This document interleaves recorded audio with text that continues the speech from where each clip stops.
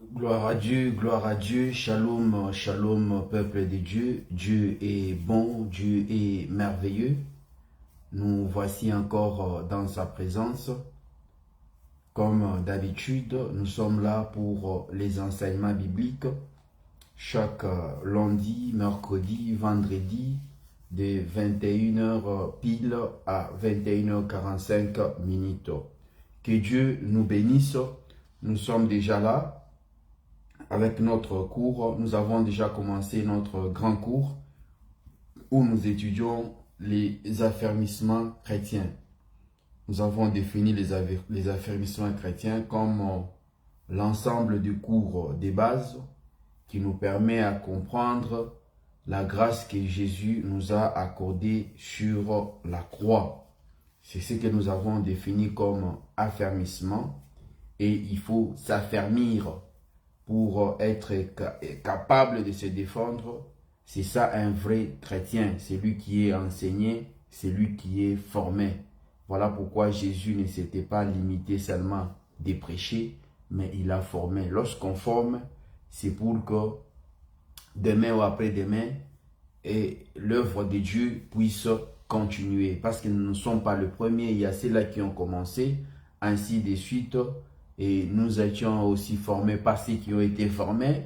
Et nous formerons aussi ceux qui seront là. Et puis, ils continueront toujours jusqu'à ce que Dieu décidera pour la fin du monde. Gloire à Dieu. Nous sommes là. On va prier pour commencer notre prière. Ça, c'était juste l'introduction du soir pour notre cours. Nous allons prier. Éternel Dieu de gloire, notre Père, nous t'en sommes énormément et totalement reconnaissants, toi qui es un Dieu en toutes circonstances. Tu as dit dans ta parole que ce qui est impossible aux hommes est possible à toi. À qui irions-nous? Telle est la question que Pierre avait posée parce qu'il a compris que sans toi, nous sommes nuls. Nous venons encore une fois de plus te recommander ces précieux moments que nous commençons pour notre enseignement biblique dans tes saintes et précieuses, glorieuses mains. Notre prière est que tu commences avec nous comme Alpha et que tu chemines ensemble avec nous comme Emmanuel jusqu'à ce que nous allons arriver à la fin comme Oméga. Nous recommandons toutes les étapes de notre prière. Nous recommandons les interventions ainsi que les intervenants. Nous recommandons tout ce qui va se dire, ces lieux, ces moments, que tout soit pour ta gloire, car tu es le Dieu, le maître du temps et des circonstances. Nous nous levons contre tout ce que le monde des ténèbres aurait planifié contre nous. Nous chassons tout esprit de distraction, d'envoûtement, des pensées négatives, des pensées ailleurs, des confusions et condamnations. Nous chassons l'esprit de distraction, de lourdeur et d'incrédulité qui gangrènent dans le peuple de Dieu. Nous les chassons, nous les précipitons au bas de ta croix. Et nous invoquons ton feu en fait d'embraser, de consumer toute œuvre qui ne donne pas gloire à ton nom. Et ma prière est que ces lieux soient comme un feu dévorant. Et nous demandons que ton esprit nous guide et nous conduise, qu'il nous parle parce qu'il lui parle mieux que les hommes. Et nous demandons ta sainte protection du début jusqu'à la fin, dans le nom puissant de notre Seigneur et Jésus-Christ. Nous avons ainsi prié. Amen. Gloire à Dieu. Dieu est bon, Dieu est merveilleux. Comme nous le disons toujours et nous le répéterons toujours, chaque fois que Dieu est bon, Dieu est merveilleux. Nul n'est comparable à lui. Gloire à Dieu, comme d'habitude, nous avons dit que nous avons notre cours d'affermissement et nous avons énuméré le cours à laquelle nous allons voir pour notre première grande partie de notre cours d'affermissement. Nous avons dit, nous allons voir les 4 lois spirituelles, nous allons voir l'assurance du salut, nous allons voir le pardon, nous allons voir la croissance chrétienne ou la croissance spirituelle. Nous allons voir la prière. Nous allons voir la méditation de la parole de Dieu. Nous allons voir le Saint-Esprit. Et nous allons voir aussi la communion chrétienne. Après la communion chrétienne, nous aurons à voir aussi la communion fraternelle, la communion chrétienne et la communion fraternelle. Et nous sommes à la 5e leçon. Autrefois, j'avais commis l'erreur de dire à la 4e. Nous commençons la 5e leçon parce que la première, c'était les 4 lois spirituelles. La deuxième leçon, c'était l'assurance du salut. Et la troisième leçon, c'était les pardons. Et la 4e leçon qu'on venait de finir récemment, où nous avons parlé sur la croissance spirituelle ou la croissance chrétienne. Mais maintenant, nous allons voir ce qu'on appelle la prière, ce qu'on entend par la prière. Ici, il y a des parties que nous allons voir, mais en général, nous allons voir ce qu'on appelle la prière. Qu'est-ce qu'on entend par la prière? Nous allons définir la prière, nous allons définir la prière, nous allons donner aussi l'attitude de la prière, les attitudes de la prière. Nous allons donner le modèle d'une prière universelle. Nous allons parler de la prière, le modèle d'une prière universelle. Et après ça, nous allons voir les 7 formes de la prière, les 7 formes de la prière, les 7 formes de la prière. Et après cela, on va parler aussi les 7 formes de la prière et nous allons parler des sortes de prières. Sortes de la prière. Sortes de la prière. Sortes de la prière, c'est une leçon qui est énormément vaste. C'est une leçon qui est énormément vaste. Gloire à Dieu. Sortes de prières. Ça, j'avais dit, c'est une leçon où je vais beaucoup plus demander votre attention et je vais demander d'aimer, de partager parce que vous allez vous retrouver qu'il y a des fois que vous faisiez la prière mais sans connaître la prière. Donc, on prie mais sans connaître la prière c'est quoi et comment est-ce qu'on prie. Voilà pourquoi les disciples, ils avaient dit à Jésus, montre-nous comment est-ce que nous allons prier. Et Jésus les a appris comment est-ce qu'il faut prier. C'est ça qu'on appelle, c'est la partie qu'on va voir, c'est la forme de la prière. C'est un chapitre qui est très important.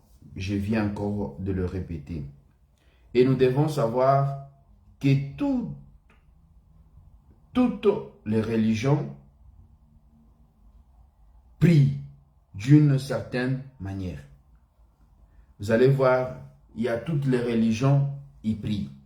Mais chacun prie de sa manière. Donc, la manière dont les autres prient, ce n'est pas de la même manière que nous, on prie. Moi, je suis chrétien. Je suis fier de l'être parce que je crois. J'ai une foi totale en ce que je dis et je l'ai vécu, je les connais. Voilà pourquoi je dis toujours, je ne parle pas les dieux que mes parents m'ont montré. Je suis sorti de là. Certes, ils ne m'ont pas montré un faux Dieu, ils m'ont montré le vrai Dieu. Mais je n'avais pas expérimenté ces dieux-là pour les connaître mieux. Et je l'ai expérimenté. Voilà pourquoi je les connais, je l'adore, je les loue. Et j'ai fait tout ce qu'il faut parce que je sais que sans lui, je suis nul. Et je demande chaque jour qu'il me façonne, qu'il fasse de moi ce qu'il veut que je sois. Amen. Gloire à Dieu. Nous avons dit que toutes les religions prient d'une certaine manière. Cependant, Jésus-Christ nous en a présenté un tout autre modèle. Jésus nous a présenté un tout autre modèle. Il ne s'adressait pas à un Dieu lointain, mais à son Père. Donc, Jésus nous a aidés à prier. Il nous a montré comment est-ce que nous allons prier. Est-ce que avant Jésus, les gens qui priaient, ils ne priaient pas bien? je ne sais pas, peut-être parler beaucoup là-dessus, mais je sais que notre Dieu, par sa miséricorde, il nous exauce d'une manière ou d'une autre. Pourquoi? Parce que l'exaucement de la prière ne dépend pas de la manière dont on doit prier, mais de la certitude de votre cœur. Voilà pourquoi la Bible nous dit, avant que vous ouvrez votre bouche pour demander, pour prier, je sais déjà de quoi vous avez besoin. Donc Dieu nous donne, pas parce que nous avons demandé, mais parce qu'il sait notre intention était de demander. Amen. Nous allons aborder ensemble la prière telle qu'elle est présentée dans la Bible. Donc, nous allons prier selon la Bible. Nous allons prier selon la Bible. Et nous allons parler, qu'est-ce que la prière? Pourquoi prier? Comment est-elle perçue par Dieu? Ces dialogues, nous les verrons, glorifiera Dieu, nous fortifiera dans les épreuves, nous fera connaître Dieu tout simplement. C'est un dialogue qui s'instaure avec notre Créateur. C'est un dialogue qui s'instaure avec notre Créateur. S'il est possible de classifier les différents types de prières, nous citerons les prières d'adoration, des louanges ou des remerciements. À cela s'ajoutent les prières de confession, d'intercession et de demande. Donc ça, c'est le modèle d'une prière que nous aurons à développer, tout au long de notre cours. Serrer nos ceintures, on était en train de faire les taxis. Nous voulons maintenant décoller avec notre leçon. Gloire à Dieu, gloire à Dieu, gloire à Dieu. Dieu est bon, Dieu est tellement merveilleux. Dieu est tellement, tellement, tellement merveilleux. Gloire à Dieu, gloire à Dieu.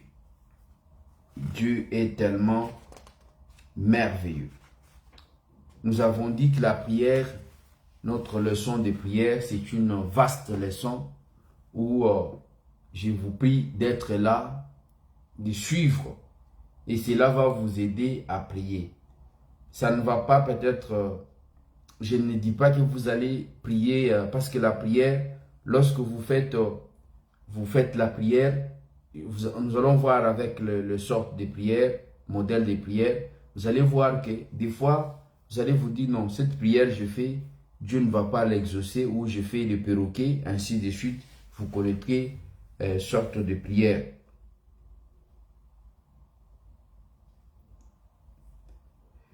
Premièrement, définition.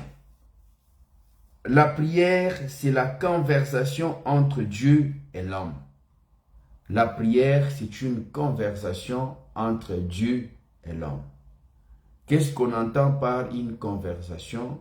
Une conversation, ce sont deux ou ensemble de gens qui se parlent. Lorsque les deux personnes se parlent, on dit ils conversent. La conversation, c'est entre si c'est deux personnes qui se parlent, ou trois ou quatre personnes, 5 personnes, ils sont en train de converser, c'est-à-dire ils sont en train de se parler. Mais ici, on nous dit la prière, c'est une conversation entre Dieu et l'homme. Amen. C'est-à-dire, dans la prière, ce n'est pas seulement l'homme qui parle, mais c'est Dieu aussi qui parle. Dans la prière, Dieu nous parle et nous parlons à Dieu. Je vais juste vous dire aussi que l'unique et le seul moyen où l'homme peut parler à Dieu, ce n'est que dans la prière. Amen. L'unique moyen où l'homme peut parler à Dieu, c'est dans la prière. Lorsque vous priez, vous parlez à Dieu et Dieu vous parle. La prière, c'est une conversation entre Dieu et l'homme. C'est la première définition. La deuxième définition, la prière, c'est parler à Dieu selon sa parole. La prière, c'est parler à Dieu selon sa parole. C'est-à-dire, lorsque nous prions, nous allons prier selon la parole de Dieu. Amen. Donc, Dieu n'exauce que cette prière qui est faite par rapport à sa parole. Vous ne pouvez pas prier en dehors de la parole de Dieu. Si vous faites une prière qui n'est pas selon la parole de Dieu, cette prière, Dieu ne va pas l'exaucer. C'est une fausse prière. C'est une mauvaise prière. Amen. La prière, c'est parler à Dieu selon sa parole. Donc, nous avons la première définition. La prière, c'est une conversation entre Dieu et l'homme. La deuxième définition de la prière, c'est parler à Dieu selon sa parole. Et la troisième définition de la prière, c'est entrer en contact avec Dieu. Comme je venais de dire, l'unique et le seul moyen auquel nous pouvons parler à Dieu, ce n'est que dans la prière. Donc, si vous avez à dire à Dieu, vous vous mettez, vous prenez votre position, vous commencez à parler à Dieu. C'est-à-dire, vous lui dites tout ce que vous avez comme problème et vous devez aussi tirer votre attention pour que vous écoutiez aussi la réponse qu'il aurait à vous donner par rapport à votre demande. Voilà pourquoi on parle toujours qu'il y a des gens qui allaient consulter Dieu. On peut parler aussi la prière comme une consultation à Dieu, c'est-à-dire, suite à un problème, je vais voir mon Dieu, je lui pose ses problèmes, c'est-à-dire je lui donne ce que comme j'ai comme problème, comme difficulté, comme question, et Dieu me répond. Lorsque vous venez avec une situation que vous dites à Dieu, et vous attendez une réponse de Dieu, et que Dieu vous réponde, donc c'est une conversation, voilà pourquoi on dit c'est une conversation, ou une consultation. C'est-à-dire, par exemple, pour le mariage, pour le voyage, pour le travail, pour le choix qu'on veut faire, pour tout ce qu'on veut avoir et tout ce qu'on prétend peut-être faire, on le soumet à Dieu. On vient consulter Dieu, on lui soumet ce qu'on a comme problème et Dieu nous parle. Non, suite à ces problèmes, vous allez faire ceci, vous allez faire cela, vous allez faire cela. Et si vous le faites selon ce que Dieu vous a fait, là vous réussirez. Donc, dans la prière, des fois nous nous limitons toujours, nous croyons ou nous bornons toujours à savoir que la prière, c'est juste nous qui parlons. Non. Dans la prière, oui, il y a la partie où nous allons parler par rapport à notre problème et nous devons aussi attendre la réponse de notre Dieu ou ce que Dieu nous parlera par rapport à ce que nous lui avons soumis. Dieu peut vous répondre par rêve, Dieu peut vous répondre par une autre personne, Dieu peut vous répondre par une voix audible, Dieu peut vous répondre par action. C'est-à-dire par la manifestation de ce que vous avez demandé. C'est-à-dire vous demandez une chose et que vous voyez cette chose-là se réaliser. Donc Dieu vous a répondu. Donc Dieu vous a parlé. La réponse de Dieu, c'est aussi un langage, c'est aussi parler. Donc Dieu peut parler en action, Dieu peut parler par geste, par une voix audible, Dieu peut parler par rêve, Dieu peut parler par songe, ainsi de suite. Gloire à Dieu. La troisième définition, nous avons dit, prier, c'est entrer en contact avec Dieu. Vous voulez entrer en contact avec Dieu, vous vous mettez, comme la Bible nous dit, vous entrez dans votre chambre, vous vous fermez là-dedans et vous commencez à lui parler. Est-ce qu'il faut seulement entrer dans la chambre? Ce n'est pas dans la chambre, comme nous venons de l'entendre lorsqu'on parle de la chambre. Ce n'est pas votre chambre, non. C'est un lieu où vous pouvez être concentré et vous fermez la porte. La porte veut dire vous devez sortir du milieu des distractions qui ne vous permettra pas d'avoir une concentration de parler mieux à Dieu ou de parler correctement à Dieu. Voilà pourquoi on dit qu'il faut vous isoler et prendre la concentration. La concentration aussi, on peut la prendre peut-être en fermant le cœur, c'est-à-dire le cœur qu'on ferme, en fermant la porte. La porte, ça peut être la porte, la véritable porte qui permet à ce que les autres ne puissent pas être des dérangements, ou aussi fermer les yeux. Les yeux aussi, c'est le moyen par lequel les choses entrent, c'est la porte. C'est-à-dire, une fois que vous priez et que vous ouvrez les yeux, vous pouvez vous déconcentrer. Mais lorsque vous fermez les yeux, vous voyez avec les yeux spirituels. Là, vous êtes totalement concentré. Donc, nous avons dit la définition de la prière. Nous avons donné 3 définitions. La première définition, nous avons dit que la prière, c'est la conversation entre Dieu et l'homme. La prière, c'est une conversation entre Dieu et l'homme. La deuxième définition, nous avons dit que la prière, c'est parler à Dieu selon sa parole. Et la prière, c'est entrer en contact avec Dieu. Toutes les 3 définitions sont bonnes. Vous pouvez mémoriser ou connaître l'une des définitions.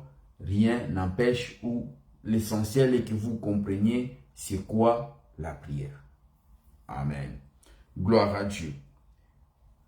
Deuxième point, nous allons parler de l'attitude de la prière. Attitude de la prière. Attitude de la prière. Lorsque nous lisons dans les livres de Matthieu chapitre 6, verset 5, Matthieu chapitre 6, verset 5, Matthieu, nous sommes dans la Nouvelle Alliance. Shalom Elisha, ça va? Que Dieu te bénisse. Matthieu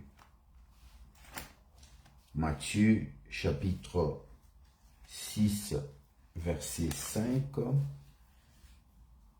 Matthieu chapitre 6, verset 5 nous dit: lorsque vous priez, ne soyez pas comme les hypocrites qui aiment à prier debout dans les synagogues et au coin des rues pour être vus des hommes. Je vous l'ai dit en vérité, ils reçoivent leur récompense. Amen. Bon, ici on nous dit, lorsque vous priez, ne soyez pas comme les hypocrites qui aiment à prier debout dans les synagogues et au coin des rues pour être vus des hommes. Je vous l'ai dit en vérité, ils reçoivent leur récompense. Donc ici, ce qu'on veut réellement nous dire par rapport à ces versets, on veut que nous soyons, qu'il y ait la sincérité du cœur. La première des choses dans l'attitude de la prière que nous devons savoir, nous devons être sincères dans notre cœur. Donc nous devons être sincères envers notre Dieu. Dieu nous demande la sincérité dans la prière. La sincérité dans la prière. Beaucoup de gens ne reçoivent pas des fois ce qu'ils demandent parce qu'ils ne sont pas sincères. Amen. Lorsque vous faites une prière et que vous n'êtes pas sincère, cette prière ne sera pas exaucée. Amen. Donc, demandez-vous si ce que vous faites ou ce que vous demandez, vous êtes sincère dans ce que vous demandez. Deuxième des choses, on nous demande on demande la concentration. Deuxièmement, premièrement, la sincérité du cœur. Deuxièmement, on nous demande d'être concentré. La concentration. Gloire à Dieu. Je m'excuse. Deuxième chose qu'on nous demande dans la prière, c'est la concentration. Il faut être concentré. Et la troisième des choses qu'on nous demande dans la prière, c'est d'avoir l'exactitude dans la prière. On doit être exact.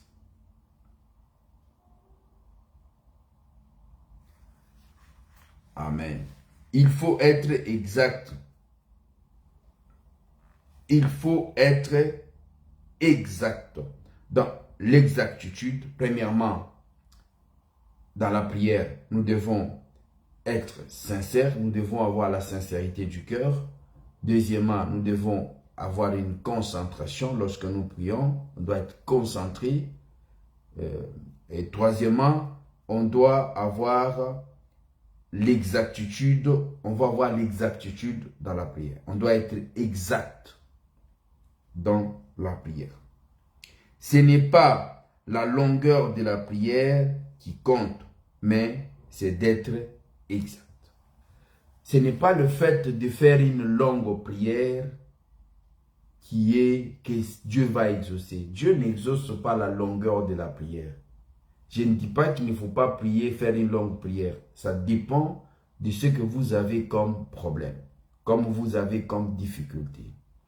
Il y a une différence entre la prière par rapport à des sujets qu'on a à développer. Ça peut prendre le temps. Par exemple, lorsqu'on va étudier la prière, on va arriver avec les modèles de la prière, on va voir, parce que il y a des modèles de prière, il y a des prières qu'on peut faire ainsi de suite. Par exemple, vous commencez une prière selon la parole de Dieu. Vous commencez par exemple par l'adoration. Lorsque vous adorez, vous pouvez adorer Dieu en parole, vous pouvez l'adorer aussi en esprit. Vous pouvez l'adorer en parole, vous pouvez aussi l'adorer en esprit. Non, si la manière dont vous adorez votre Dieu et vous entrez dans le bain ou dans la profondeur de l'adoration, vous pouvez aller au-delà de tout ce qui vous arrive dans votre cœur pour dire de Dieu ce qu'il est. Donc ça, c'est l'adoration. On ne peut pas limiter, dire non, il faut que vous priez autant. Non, les limites de la prière, on ne peut pas limiter la prière ou on ne peut pas chronométrer la prière. Non, la prière, on peut prier. Peut-être on peut se donner la discipline de dire, je vais prier pendant 1 heure, je peux prier pendant 2 heures, je peux prier pendant 10 minutes, je peux prier pendant 5 minutes, je peux prier pendant 10 minutes, je peux prier pendant 30 minutes, ainsi de suite. C'est la discipline personnelle que tu peux faire pour ta prière. Mais si tu dis qu'aujourd'hui, je vais faire une prière, je vais être dans la concentration pour Dieu toute la journée, vous dites que je vais prier toute la journée, ça dépend de vous. Ou vous êtes dans l'attitude de la prière. Il y a une différence entre la prière, faire la prière, être dans l'attitude de la prière.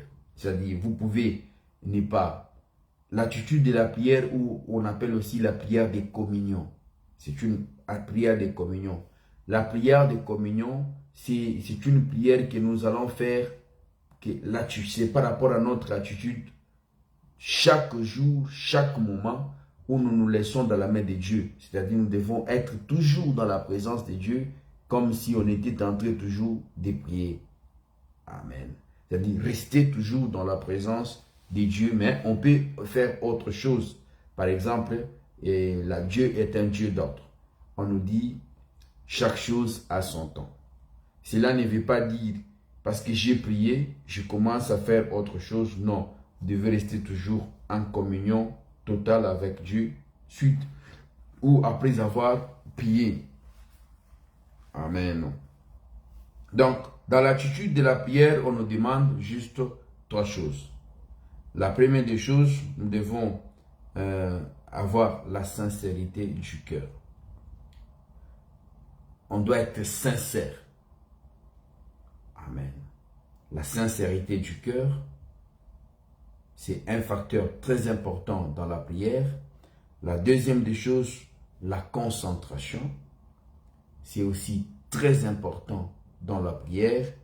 Et troisièmement, on nous demande aussi l'exactitude dans la prière. On doit être exact. Exact dans la prière. C'est vraiment très important. Et nous avons dit, ce n'est pas la longueur de la prière qui fait en sorte que Dieu exauce. Non. Dieu va vous exaucer si vous êtes sincère. Dieu va vous exaucer si vous étiez concentré.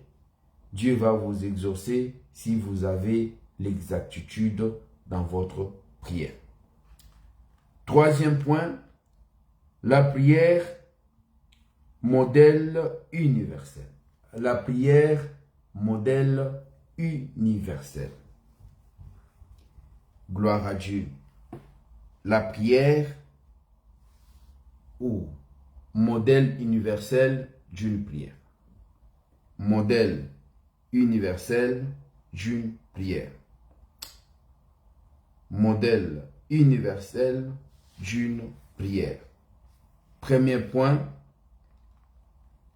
la procédure de la prière. La procédure de la prière. Nous sommes toujours dans le livre de Matthieu, chapitre 6.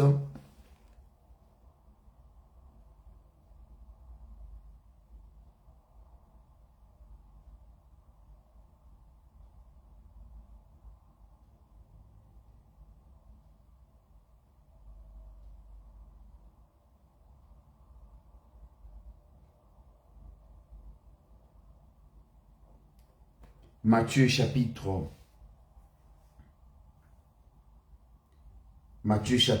6. Bon, lorsqu'on commence d'abord verset 5, Matthieu chapitre 6, verset 5. Bon, 5 jusqu'au verset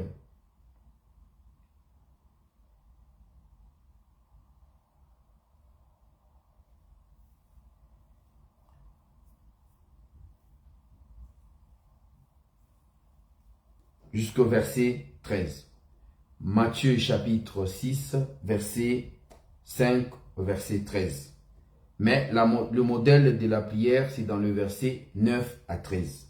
Je vais lire Matthieu chapitre 6, verset 5 à 13.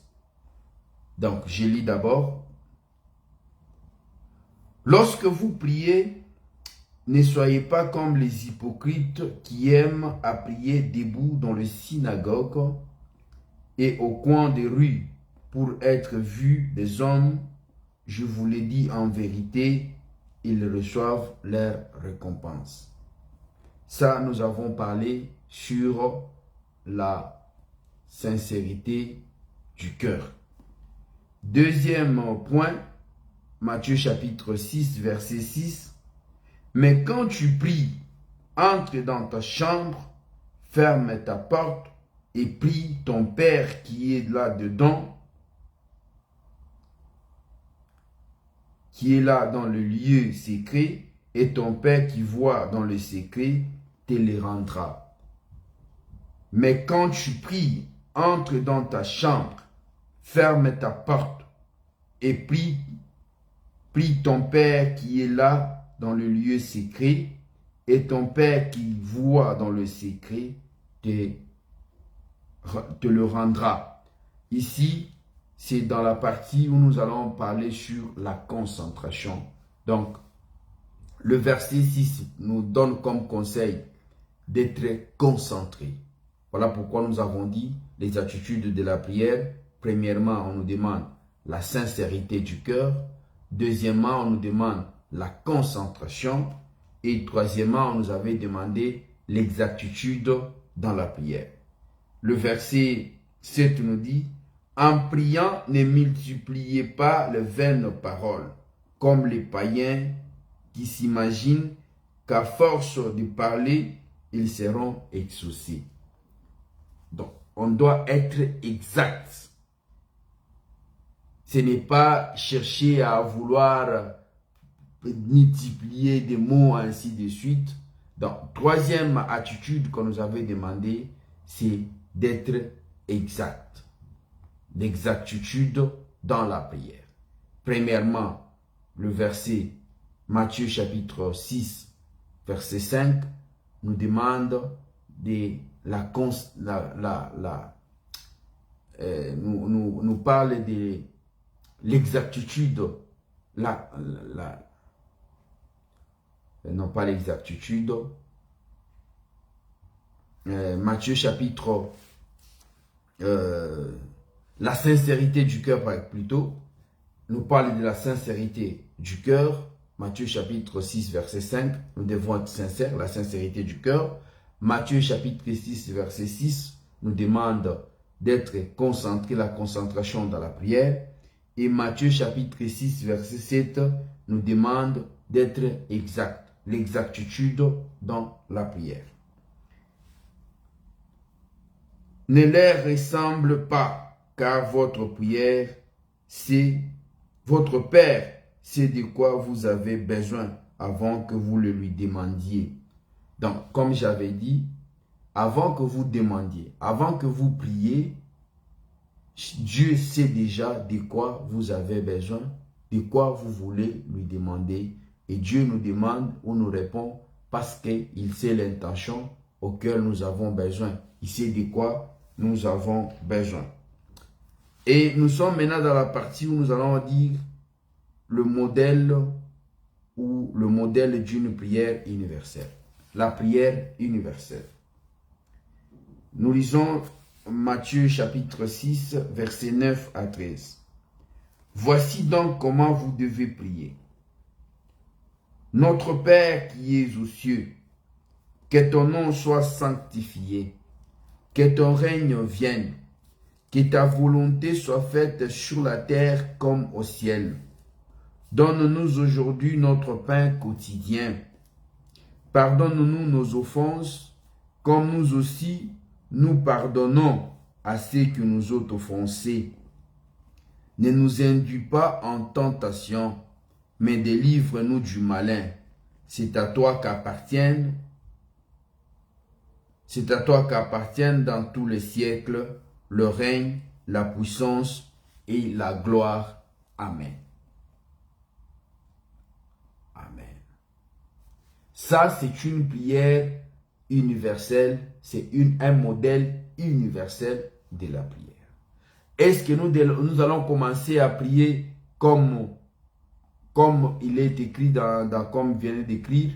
Là, maintenant, vous allez maintenant comprendre que la prière, ce que Jésus voulait faire voir aux disciples, c'est comment ils doivent demander. Et si vous connaissez bien la prière, vous ne devez pas faire notre Père. Non. Nous prions notre Père, mais pas comme perroquet pour répéter ce qu'on a écrit, mais nous prions notre Père parce que la prière qu'on doit prier, nous devons prier notre Père. C'est ça la prière universelle. Amen. Ça, nous sommes d'accord que nous devons prier notre Père. C'est un modèle universel selon la Bible. Ici, on va maintenant nous expliquer pour comprendre pourquoi nous devons prier notre Père. C'est ça la prière universelle. Nous avons dit procédure de la prière.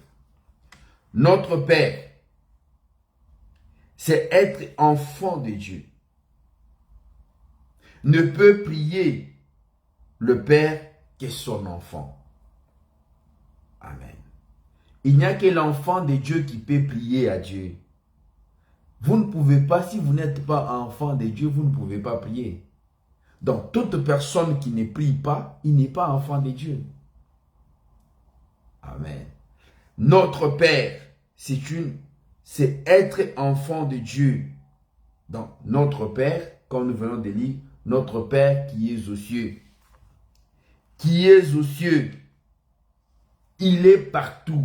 Donc, notre Dieu, il est partout. Voilà pourquoi nous disons, il est omniprésent. Je suis en train de prier notre Père. Notre Père, c'est être enfant de Dieu, ne peut prier le Père que son enfant. Qui est aux cieux. Il est partout. Notre Dieu est omniprésent. C'est-à-dire, il est partout au même moment. Que ton nom soit sanctifié. ton nom ne peut pas être mélangé ou mettre en apport ou à part avant la prière. Donc, que ton nom soit sanctifié, c'est-à-dire tu ne peux pas mélanger. Vous ne pouvez pas mélanger Dieu. Amen. Vous ne pouvez pas les mélanger avec quoi que ce soit. Vous ne pouvez pas les comparer avec quoi que ce soit. Donc, lorsque vous priez, vous devez savoir que vous ne pouvez pas mélanger Dieu. Donc, je suis en train de demander à Dieu et je crois assez à la corde qu'on m'a fait porter ou à des incisions qu'on a fait sur mon corps. Non, ça ce n'est pas une bonne prière. Donc, on ne connaît pas, on ne connaît pas que Dieu est saint. Dieu est saint, c'est-à-dire il ne peut pas être mélangé avec quoi que ce soit ou avec qui que ce soit. Que ton nom soit sanctifié. Que ton règne vienne. C'est une invocation du Saint-Esprit. Que ton règne vienne, c'est une invocation du Saint-Esprit. Amen. Que ton règne vienne. Lorsque vous conversez, vous dites que ton règne vienne. Ça, c'est une prière qu'on doit demander l'intervention du Saint-Esprit. Amen.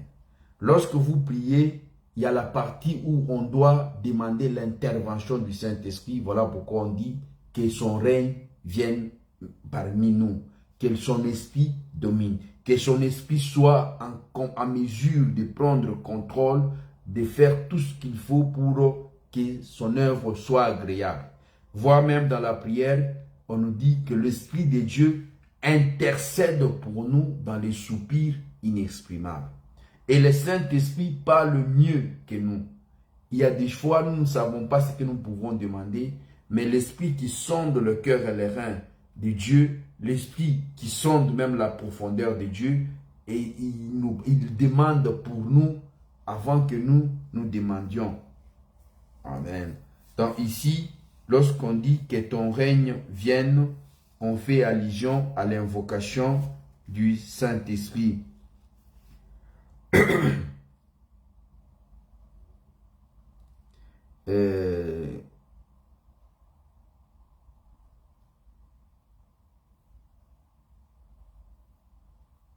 Bon. Ici, bon, troisième point, on avait dit que ton nom soit sanctifié. Donc, Dieu ne peut pas être mélangé. Ton nom ne doit pas être mélangé ou mettre à part. Donc, avant de prier, il faut passer à la repentance. Amen. Donc ici, on nous demande, dans la partie où on dit que ton nom soit sanctifié, ici, nous avons dit, vous ne pouvez pas mélanger Dieu avec quoi que ce soit. La Bible nous dit ceci. Dieu exauce la prière des saints et la prière d'un pécheur, c'est une abomination. C'est-à-dire, même un pécheur peut prier. Mais la prière que quelqu'un fait étant pécheur, Dieu ne l'exauce pas. Amen. Pour Dieu, cette prière est une abomination. Pourquoi? Parce que votre état permet aussi ou facilite aussi la compréhension de la prière ou l'exaucement de la prière. Et lorsque nous prions, nous devons demander à Dieu, parce qu'il n'y a que son Fils qui lui demande, et nous devons connaître que Dieu, il est partout au même moment, et après avoir connaître que Dieu est partout au même moment, nous devons passer à ce qu'on appelle la repentance. Nous avons étudié la repentance, nous avons expliqué la repentance, c'est le changement, c'est-à-dire lorsque vous reconnaissez les faiblesses, vous reconnaissez que vous êtes pécheur, vous devez faire en sorte que vous demandez pardon, faire un demi-tour pour que Dieu vous pardonne à quoi que vous avez fait et il nous pardonne toujours si nous sommes sincères parce qu'il a dit dans sa parole, si nous confessons, si nous confessons nos péchés, il est fidèle et juste pour nous les pardonner et nous purifier de toute iniquité. Lorsqu'on avait parlé sur la repentance, nous avons dit, chaque fois qu'on finit la prière de la repentance, on doit automatiquement demander que Dieu te lave, te purifie par son sang précieux. Voilà pourquoi il est écrit dans le livre de Hébreux chapitre 9 verset 22, « Il n'y a point le pardon du péché sans effusion du sang. » Cette loi a été depuis la création, où les gens, lorsqu'ils péchaient, ils amenaient les bêtes ou les animaux, mais Jésus, qui est l'agneau immolé, il s'est livré lui-même pour le péché universel, pour que tout le monde soit purifié par son sang. Donc nous n'avons plus à amener un animal pour que, lorsque nous demandons pardon, qu'on nous purifie avec cet animal, mais Jésus qui est l'agneau immolé, il s'est donné pour tout homme, une fois pour tout homme. Et nous devons nous purifier par le sang de Jésus. Nous avons parlé de la repentance. Et quatrièmement, nous avons dit que ton règne vienne. C'est une invocation du Saint-Esprit. On doit demander les consolateurs d'être là. On va invoquer la présence. Il a dit dans sa parole, je ne vous laisserai pas seul, je vous enverrai les consolateurs.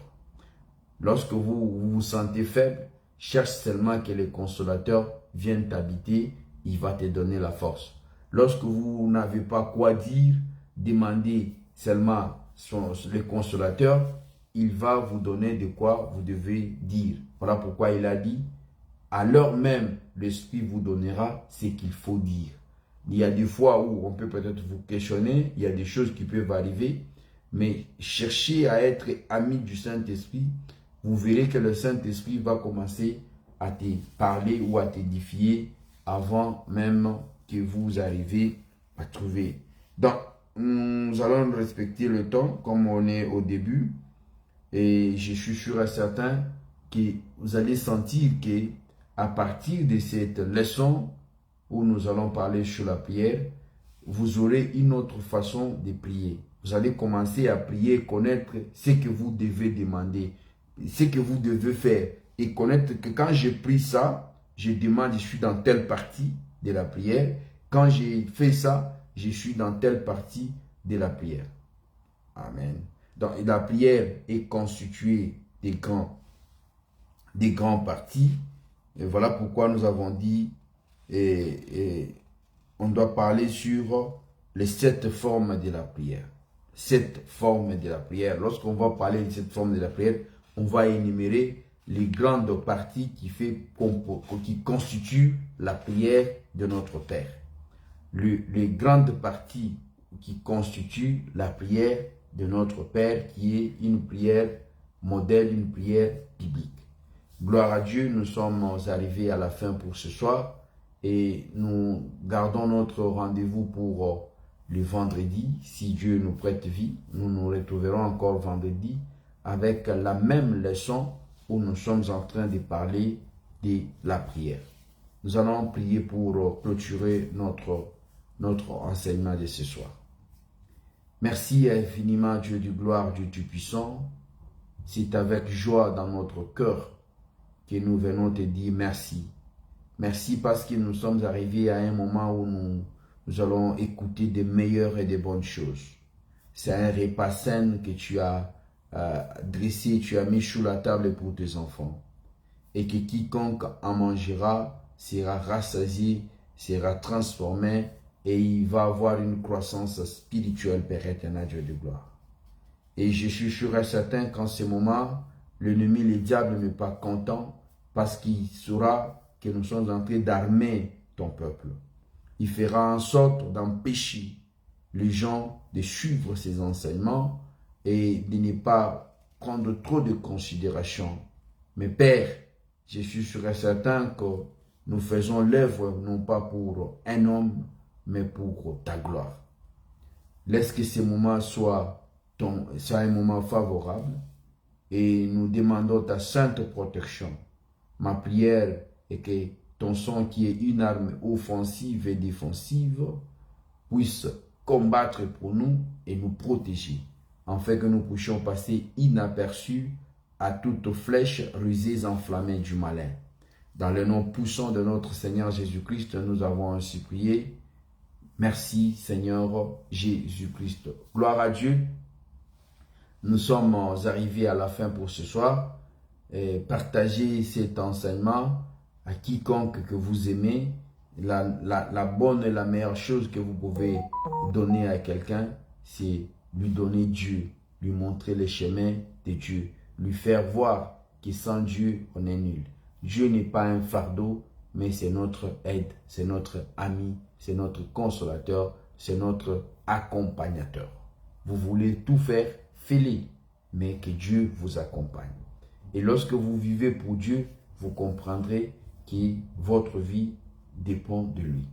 Que Dieu nous bénisse. Si Dieu nous prête vie, nous nous verrons encore le vendredi. Que Dieu nous bénisse.